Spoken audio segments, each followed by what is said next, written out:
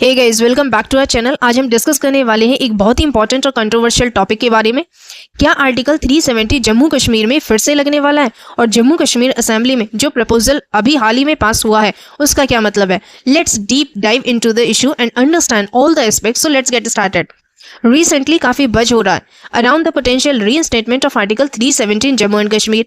उन लोगों के लिए जो नहीं जानते बता दूं, आर्टिकल 370 ने जम्मू कश्मीर को स्पेशल ऑटोनॉमी दी थी।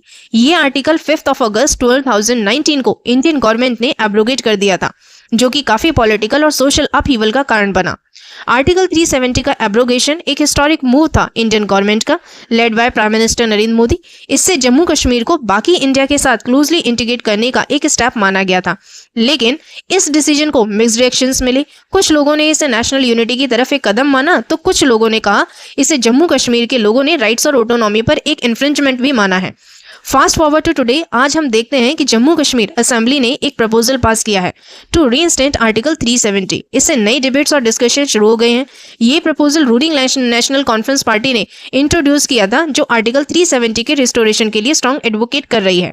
इस प्रपोजल ने असेंबली में काफी टेंशंस क्रिएट किए हैं, हीटेड डिबेट्स भी हुए हैं और एक पॉइंट पर सेशंस को एडजर्न करना भी पड़ा है due to the chaos. BJP, जो कि जम्मू कश्मीर असेंबली में अपोजिशन में है, इसने स्ट्रॉन्ग अपोज किया है इस प्रपोजल को। उनका कहना है कि आर्टिकल 370 का एब्रोगेशन एक सेटल्ड इशू है और इसे दोबारा रिविजिट नहीं करना चाहिए। तो ये प्रपोजल एक्चुअली में मीन क्या करता है?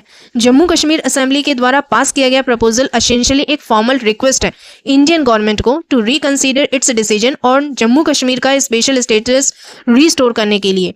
ये प्रपोजल उन सेंटिमेंट्स को रिफ्लेक्ट करता है जो रीजन के सिग्निफिकेंट सेक्शंस के लोगों के लिए हैं, जो फील करते हैं कि उनके राइट्स और आइडेंटिटी कॉम्प्रोमाइज हो गई है।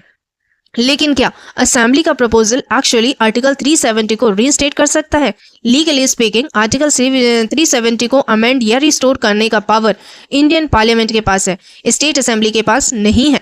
इसलिए ये प्रपोजल सिंबॉलिक और सिग्निफिकेंट होने के बावजूद अपने आप में लीगल अथॉरिटी नहीं रखता चेंज लाने के लिए। अब बात करते हैं पॉलिटिकल इम्प्लीकेशंस की। नेशनल कॉन्फ्रेंस और दूसरी रीजनल पार्टीज आर्टिकल 370 के इशू को यूज कर रही हैं टू रैली सपोर्ट और अपना पॉलिटिकल बेस कंसोलिडेट करने के लिए।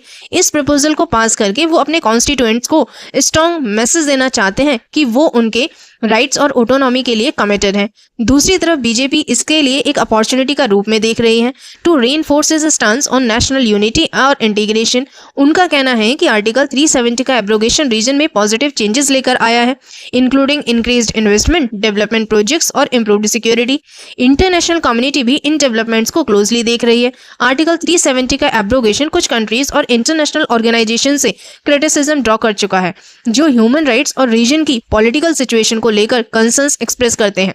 आर्टिकल 370 को रीइंस्टेट करने का प्रपोजल इन डिबेट्स को ग्लोबल स्टेज पर दोबारा इग्नाइट कर सकता है। तो व्हाट्स नेक्स्ट? जम्मू कश्मीर के असेंबली इलेक्शंस के द्वारा पास किया गया जो प्रपोजल सिर्फ शुरुआत है एक लॉन्ग और कंटेंशियस प्रोसेस की। ये देखना इंटरेस्टिंग होगा कि इंडियन गवर्नमेंट इस प्रपोजल को कैसे रिस्पॉन्ड करती है और नेक्स्ट स्टेप्स क्या होते हैं। आर्टिकल 370 का इशू अभी खत्म नहीं हुआ है। ये अभी एक डीपली डिविजिव और इमोशनली चार्ज टॉपिक है। जम्मू कश्मीर असेंबली के रीसेंट प्रपोजल ने इसे दोबारा स्पॉटलाइट में ला दिया है और आने वाले महीनों में कैसे चीजें अनफोल्ड होती है ये देखना इंटरेस्टिंग होगा। That's all for today's video guys। अगर आपको इन्फॉर्मेशन इंटरेस्टिंग लगी तो लाइक बटन जरूर प्रेस करें और इस चैनल को सब्सक्राइब करें for more updates on this and other important issues. Comments में बताएं कि आपको क्या लगता है, क्या आर्टिकल 370 को रीइंस्टेट करना चाहिए और जम्मू कश्मीर के फ्यूचर पर इसका क्या इम्पैक्ट होगा। Until next time, stay safe and stay informed. Thank you।